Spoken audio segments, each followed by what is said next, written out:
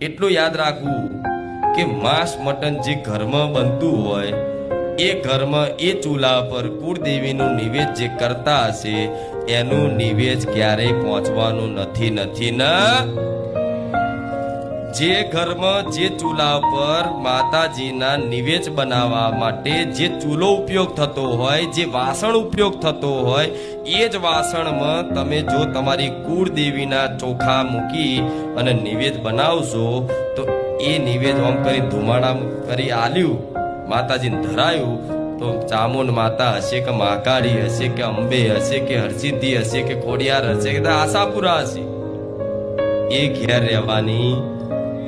કેમ કે માં જગત જનની છે આ વાત ફરી યાદ કરાવું છું જગત જનની છે આદ્ય શક્તિ છે